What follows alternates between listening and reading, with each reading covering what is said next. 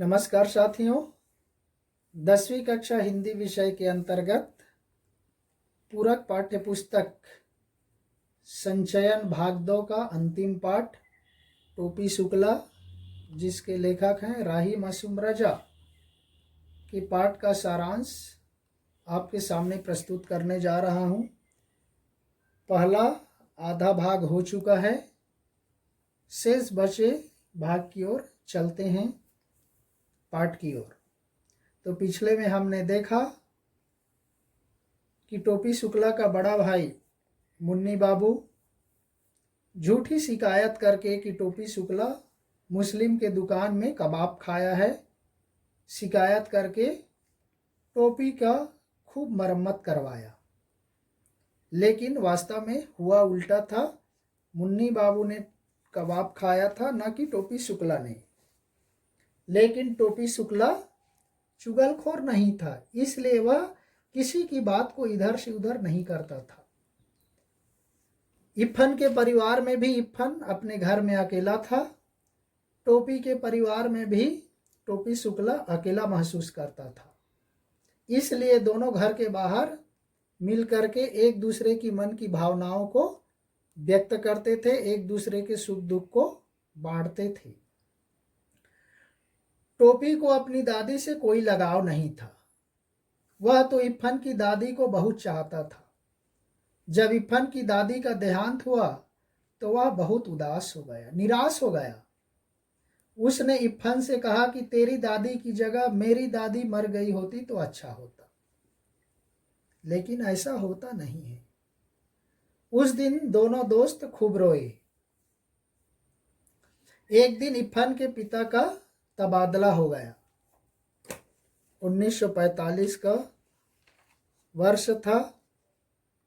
10 अक्टूबर सन 45 के दिन इफ्फन के पिता का ट्रांसफ़र हो जाता है, वो मुरादाबाद चले जाते हैं। और इफ्फन के जाने के बाद टोपी बिल्कुल अकेला हो गया। वह हमेशा उदास रहने लगा, उसका दिल कहीं भी नहीं लगता था। टोपी को इफ्फन के घर जाने की इतनी आदत थी कि एक दिन वह सरकारी बंगले में जा पहुंचा, जहां नया कलेक्टर का परिवार आया हुआ था। उस नए कलेक्टर का नाम है ठाकुर हरिनाम सिंह, और इनके 3 लड़के थे। इसमें डब्बू, बीलू और गुड्डू, ये 3 थे।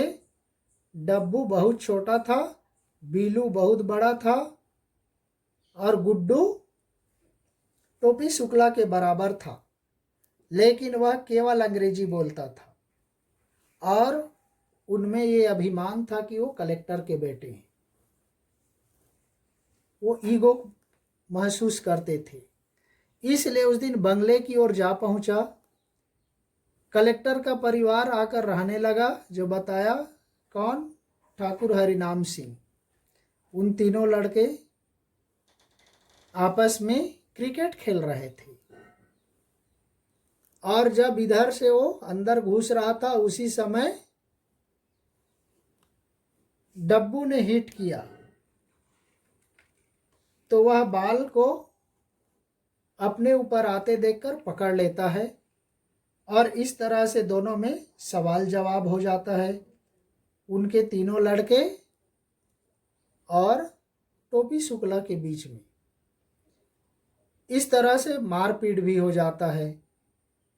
और जब टोपी वापस आने लगता है, बंगले से निकल कर आने लगता है, तो कलेक्टर के लड़कों ने अपने कुत्ते को उसके पीछे लगा दिया, और वह कुत्ता टोपी शुक्ला को काट लेता है। इसके बदले में टोपी के पेट में 7 सुइयां लगती हैं। तब से वह कलेक्टर का बंगला जाना छोड़ देता है। अब घर में वह बिल्कुल अकेला है। घर बाहर सभी से उदास टोपी को घर की नौकरानी अच्छी लगती थी। वह बूढ़ी नौकरानी भी उसका दर्द समझती थी, इसलिए वह अक्सर टोपी को समझाती और प्यार करने लगती। टोपी भी उसकी आंचल की छांव में अपने सब दर्द भूल जाती थी।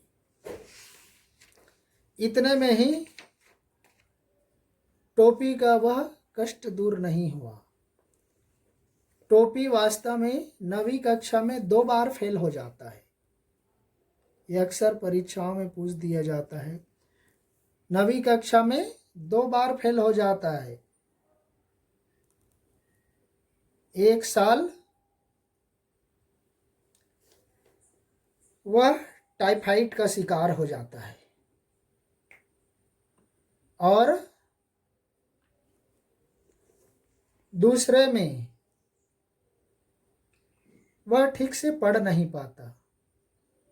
जब वह पढ़ने बैठता था तो उसकी माँ राम दुलारी कोई ना कोई उसको काम सौंप देते थे, या उसका बड़ा भाई मुन्नी बाबू कोई ना कोई उसको काम दे करके भेज देता था। जब वह वापस आता तो देखता कि उसके कॉपी को उसका छोटा भाई भैरव हवाई जहाज बनाकर फाड़कर फेंक दिया होता। तो इस तरह से इन परिस्थितियों में एक साल अच्छी तरह पढ़ नहीं पाया, दूसरे साल टाइफाइड होने के कारण फेल होता है। इस तरह से कक्षा में 2 बार वह फेल हो जाता है। फेल होता है तो उसके पिछले वाले साथी 7th वाले 9वीं कक्षा में आ जाते और उसके साथी 11th क्लास पहुंच जाते। उन छोटे बच्चों के बीच में उसका उम्र भी मैच नहीं करता था और